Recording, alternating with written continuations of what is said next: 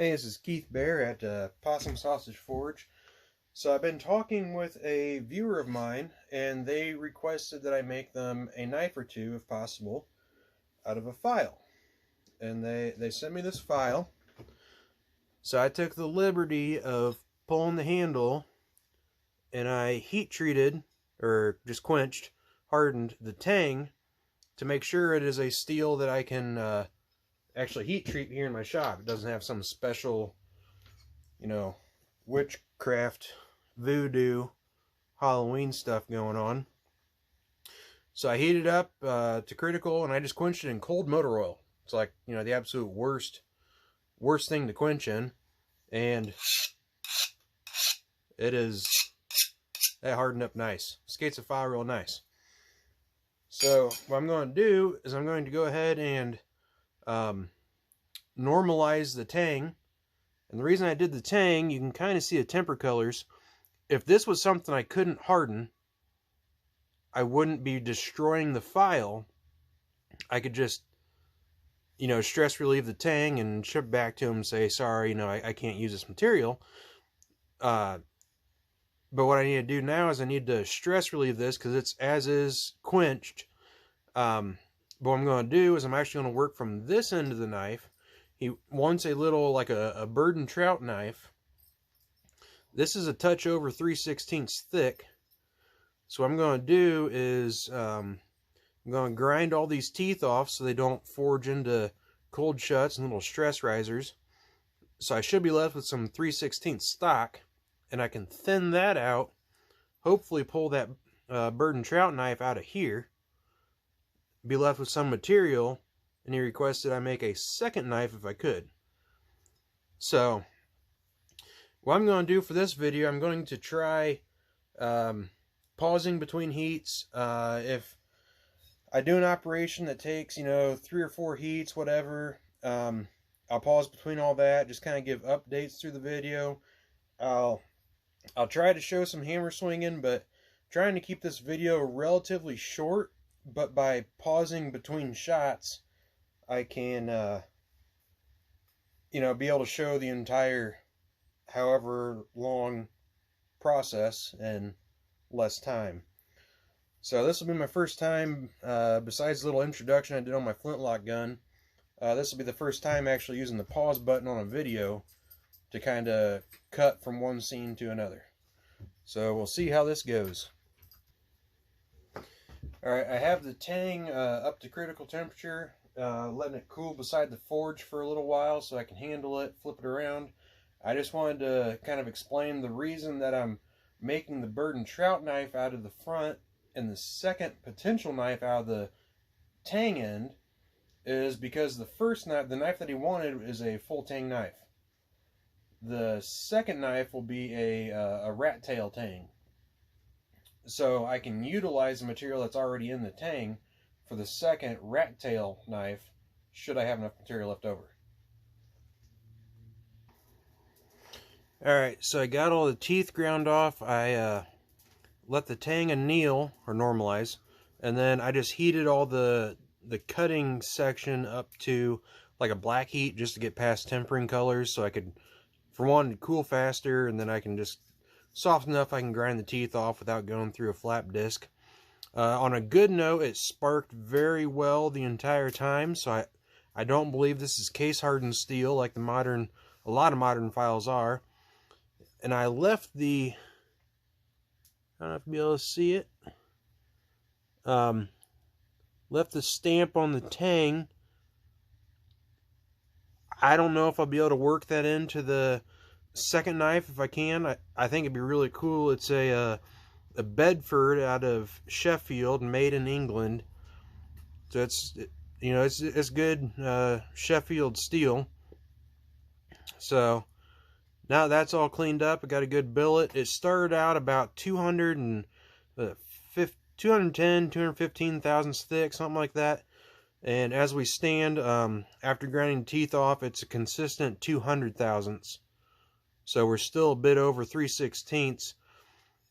For a good bird and trout knife, what I'm going to do, since it's thicker, it'll be easier to do this. I'll forge the point in, and I want a nice long belly so you can get in them tight little crooks. And then once I get that forged down, then I will come to the horn, and I'll lay this flat on the horn. I'm going to start stretching this out lengthwise. So I'll probably let you guys watch the next heat when I forge that tip in, start establishing my belly. But when I stretch it out, that belly's going to grow. So I just want to, about a 45 degree or so tip on that. And it'll stretch out, and it should form a pretty decent belly.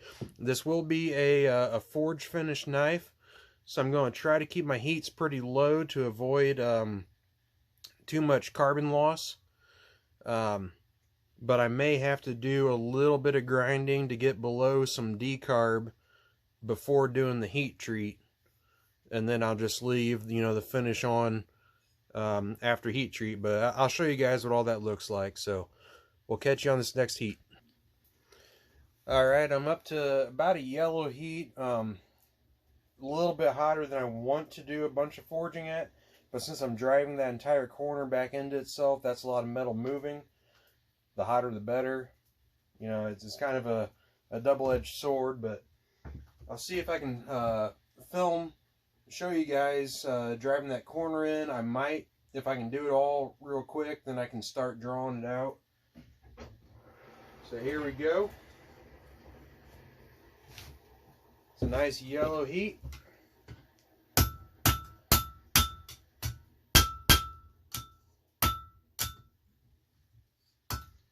Kind of squirrely.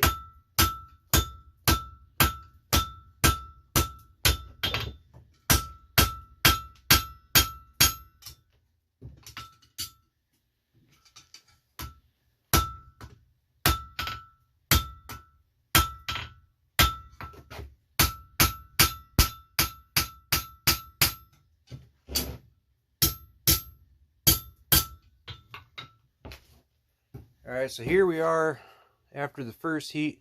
I'm starting to get a little carp's mouth right here. I'm going to heat that very end up again. You can kind of see the decalescence. Don't get my finger too close. See that dark spot moving through. Kind of cool. Then you'll see a hotter spot chasing it. That's a critical temperature. But anyway, I'm going to get that in nice and hot, try and drive that carp's mouth back into itself, and get rid of that. If it comes down to it, I may have to resort to just hot rasping that cold shutout, but I'll probably do that off camera. I'll clean up that end, make it a bit more blunt. I'll start stretching stuff out, and then I'll pick up with you after that. Just a quick little update after that last heat. I was able to drive that carp's mouth back into itself, cleaned up pretty nice, so that worked out sweet. No hot rasping, so I'll go ahead and start stretching this blade now. Now this blade is kind of modeled after a like an old hickory butcher knife, so I'm shooting for about 3/32 or a touch under blade thickness.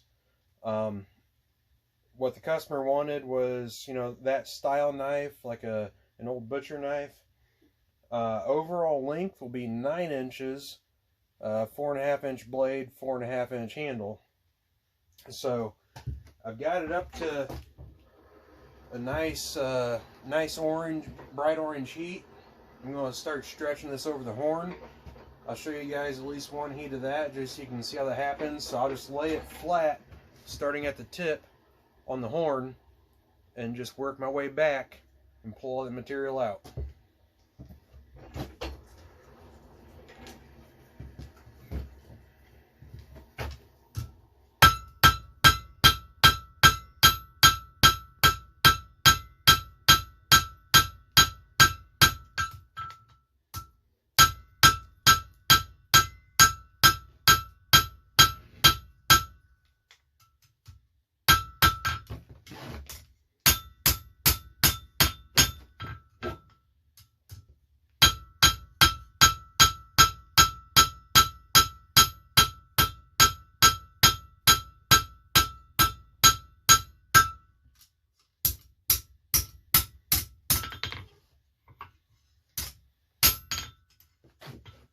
I always prefer after a heat to go ahead and straighten your stock. So when you pull out of the forge on the next heat, it's ready to go. You aren't fighting a, a weird bend or anything. I should have measured this thing before and after. But here's the starting stock size. You can see what I've thinned down. I've grabbed my calipers. After one heat, the very tip is 115 thousandths, so we're just under an eighth. Right there is about 5/32, about 3/16 back where I stopped. But that's over the span of almost about 3.5 inches. I should have measured this file before and after, just to see what growth I get, but I'll take another heat. Again, I'll start the tip. I'll be a bit more gentle with the tip because we're already, 1/8 of an inch. You're only a 32nd away. But I'm also going to have to make this, you can see it went to a bit more, it forged out that belly, I guess what I'm saying, by stretching it. I went from more blunt to it blended, but I still have to forge bevels in. So I'll probably hammer this here, might go over the horn just to stretch it lengthwise, and try and conserve as much material as possible, because I really want to get the two knives out of this thing. But I'll catch up with you guys when that's all done. I'll go ahead and keep working on thinning this. I'll reshape the tip, and then I'll catch you later. Alright, so I took another 3 heats. I used one heat to keep thinning that blade out. Got it down about where I want it. And then another heat to really work that tip in. And then a third heat to kind of clean things up. Now, I've been thinking what I'm going to do, I'm going to forge the bevel on this side to make it banana up. And then I'll just have to correct that later. But I think what I'm going to do, I'm going to go ahead and forge that bevel and leave it a bit oversized. And as much as I hate to say it, because I've been using some pretty high heats to, especially work that taper in, or work that tip in, and then to thin it. So what I'm going to do, I'm going to forge it a bit thick, and then I'm going to go ahead and grind it. And then I'll do my normalizing cycles, finish work. Basically, I'll go ahead and grind the blade, then do some finish forging on it. Some very little grinding, let me say. I don't even own a bench grinder or a belt sander.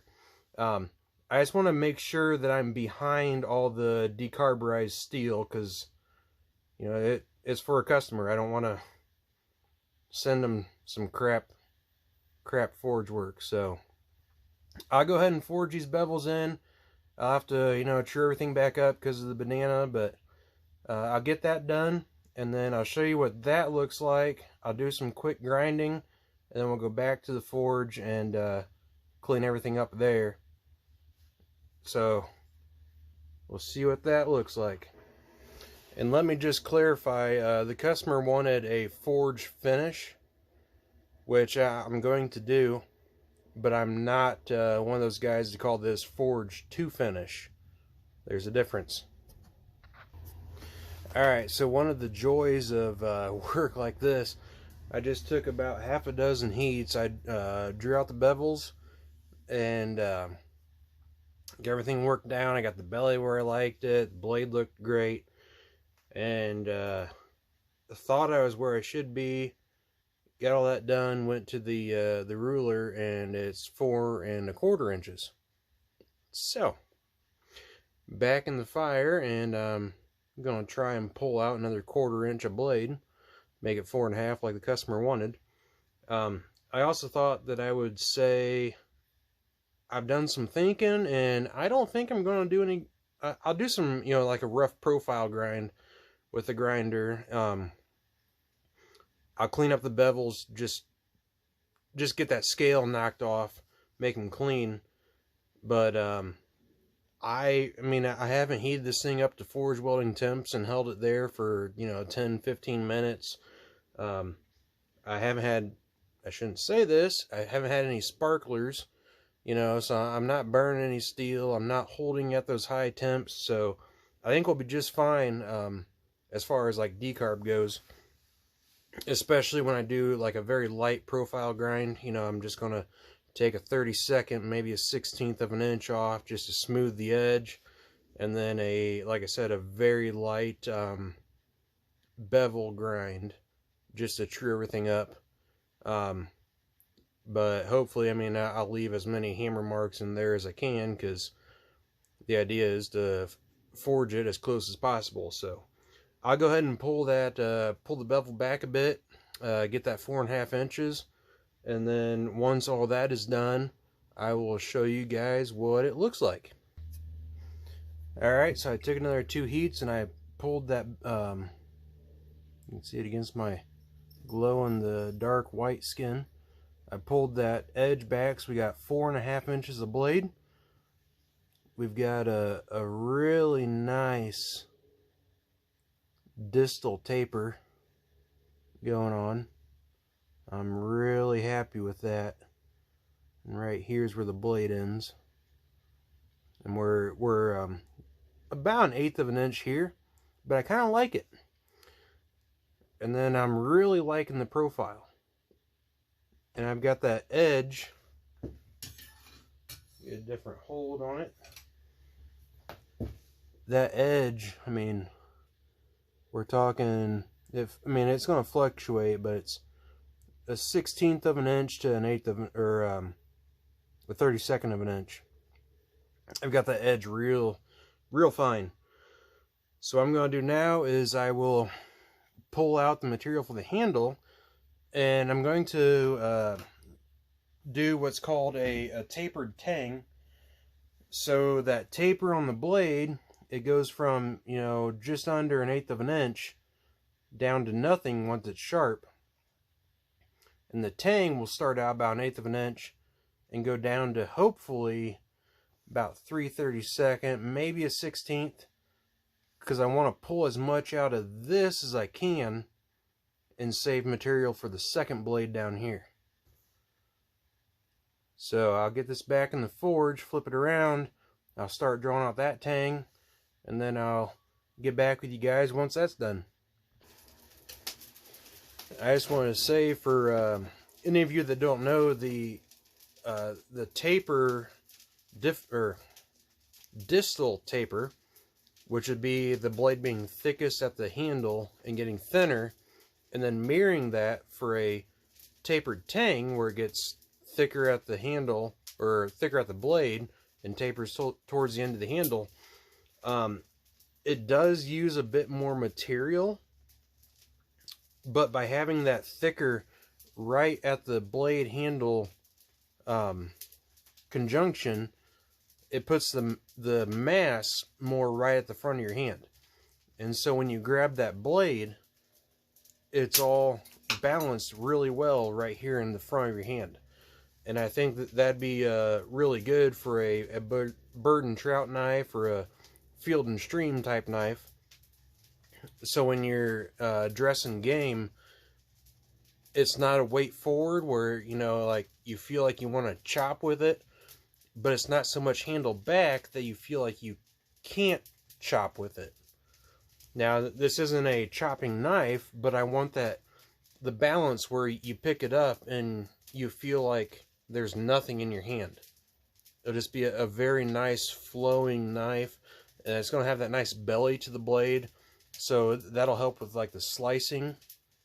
But it'll have that fine point, so you can go up and you can grab that blade on the sides and really use that motion to get in. And when you're field dressing, you get into a nook where you got to grab that blade, get up tight, and come on in. So I just want to kind of explain the reasoning behind that a tapered tang. And it kind of presented itself because I had such a nice distal taper on the blade. that I thought a tapered tang would, for one, the tang would mirror the blade, so you get that nice flow just in looks, but it'll also improve the handling of it quite a bit. Alright, I don't want to add too much more time to this video because it's already getting to be long enough, but if you're still here, then I guess you're just as crazy as I am. I thought I'd show you drawing out the tang a little bit.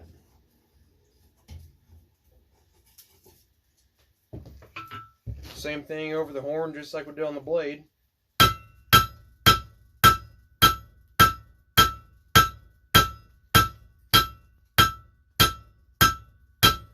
What I do is alternating blows. I will hit one side, then the other, and keep going back and forth, pulling it over the horn, so I have a high spot in the middle. Then I go back and hit that high spot. For me, that just seems to work the best as far as, you know, efficiency, working it down. Because you work on them edges, you go back and forth on the edge. That concentrates all that blow instead of a big mass, which this isn't really a big mass, but instead of into a big mass, it concentrates all the energy into just the edge. And then you're left with a high point on the second step. So you go back, forth, there's both your edges. Then you reset, and then you pull it back towards you again, and that'll get all of your middle high spot pulled out. Now it's still, I mean, obviously you're drawing over a horn, so it's still very wavy, very uneven. But right there, I mean, we probably have, you know, about 3.5 inches drawn out. So I can go back in the fire, do the same thing for another 1.5 inches or so, and then I will go to the anvil face and dress everything up and maybe do a bit more as far as distal taper goes. I was trying to hit a bit heavier when I got to here. You can kind of see that it's thicker right at the blade. It's tapering down. But that'll all get cleaned up and addressed when I actually go to the anvil face. Alright, so I just took a couple, 2, maybe 3 heats to finish drawing out the tang and then true everything up. And now what I'm getting ready to do is cut off the excess material, which I'll do over my Hardy Hot Cut. And this right here, it was actually a splitting maul. So, you know, the maul head was way back here. I just chopped that off, chopped the bit off, took it to a bandsaw when I worked at a machine shop, just rough cut it to a square, and that drops right in the Hardy hole. And that has been one of the best hot cuts that I've ever had. It still has the original temper to it, but splitting mauls are generally soft, so if a hammer strikes it, it may leave a little divot in my hammer, but chances are the maul takes the brunt of the force. But I'll be using this soft-faced hammer. You can tell by how peened over it is. I tried to use a soft face hammer on that, so if I do hit it, it's going to mar my soft face, which I really don't care about. This also doubles as my set hammer. So, you know, if I got a piece with a striker, I get a piece up here on the anvil, I can use this, and my striker, using my brother, will come down and hit this top face. So I try to keep one face clean, nice and square. I can set shoulders, do all sorts of stuff. This is always the strike face. So this is the face that I use against the Hardy Hot Cut.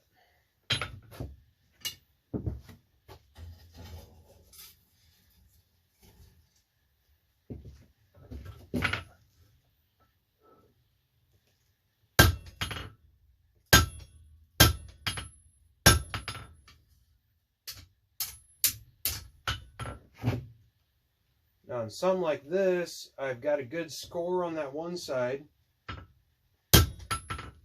I come through and I nick my edges.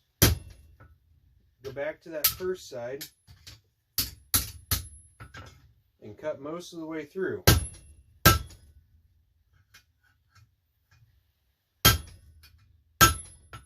Now this is a good high carbon steel, which I just did right there. What I was going to say is, once you cut most of the way through, so I cut along this face, it just fell off by touching it.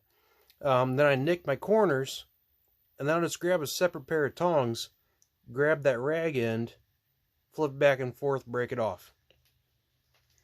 That way you don't risk, you don't want to cut all the way through on the hot cut, because like I said, you're going to hit your hot cut. So either you're going to damage your hammer face, you're going to damage the hot cut. You know, if you're especially doing smaller stock, like a 3/8 round stock, once it drives all the way through, you're shooting that hot piece of steel across your shop. You know, sure, there might not be bystanders, but there's still crap in your shop you don't want to catch fire. So that's the blade.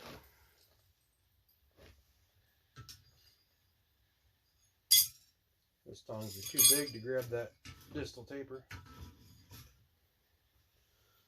There's the blade. I'll heat this back up. I want to drop like that, the handle down just a little bit. I'll flatten everything out. Obviously from hot cutting it's a bit distorted, but I have a nice distal taper to it. So I'll get all that cleaned up and then get back with you. We will stamp the my maker mark in it, and then I'm going to let this cool. Let it cool overnight. Maybe tomorrow or Friday I can get back to it. This is the remainder of the file. So, assuming wrong size tongs, always size your tongs to the stock you're hammering. Otherwise, that right there happens. Stuff goes flying, you get burnt. I've got scars to prove it. Anyway, this is a leftover material, so plenty there to forge the second blade, assuming heat treat goes well. So, I'll get back with you once the handle's cleaned up, and we'll touch mark it and call it a night. Alright, so I got the blade trued up, handle trued up and kind of cleaned up. It's got a nice distal taper to it, but I just took the tape measure to it, and I think I'm actually going to end up about 8 3/4 inches instead of the requested 9-inch.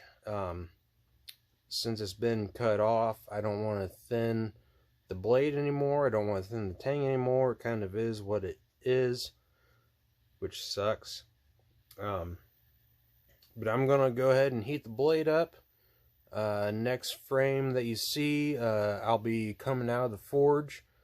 I got my maker's mark set up with the tongs ready to go, and then using my soft face hammer on the maker's mark, I'll go ahead and touch mark it and go from there. I hope the 1/4 inch isn't a make or break deal. Looks like I'm on at a good bright orange heat, so I'll go ahead and take it out. We'll touch mark it and then give her a couple little light taps to straighten everything out, and I'll show you what it looks like.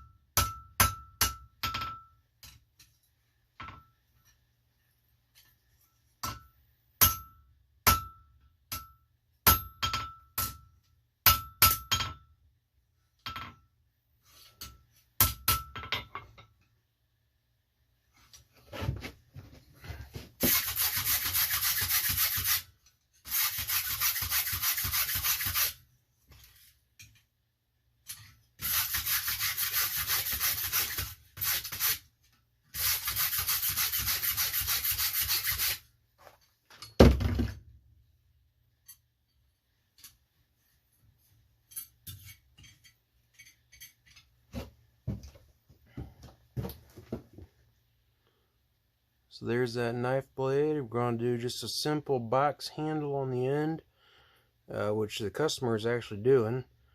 There's the blade profile. This, don't want to get too close to the hot steel. Let me get my, here's my little fire poker. Alright, so this big curve, I will grind pretty much straight up from there into a nice tight curve, kind of like that, like the outline of the fire poker. Come on, right about there. So that'll make a nice blade to handle transaction. There won't be any bolsters or guards on this, like it's an old butcher knife style. I've got a really nice belly. That'll be good for your slicing operations. It's got a pretty fine point, which will be good for getting in tight areas. And then it's got a nice distal taper and a tapered tang. So I'll put your center of balance right at the front of the hand. It's going to feel like you're holding nothing when you grab this knife. Now the back end, since I cut it off and I didn't want to risk trying to forge this back in and losing some length, and then that adds mass and you gotta thin it back out. I'll just clean that up real quick with the angle grinder. But first off, I'm going to get this back in the forge. I will do a normalizing cycle. I may actually going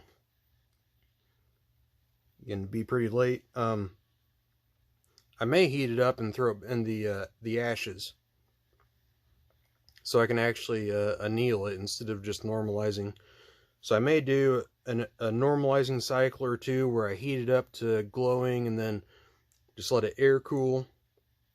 You know, do 2 or 3 of those.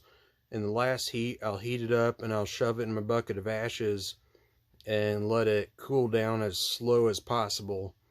And then, you know, tomorrow or Friday, I can come back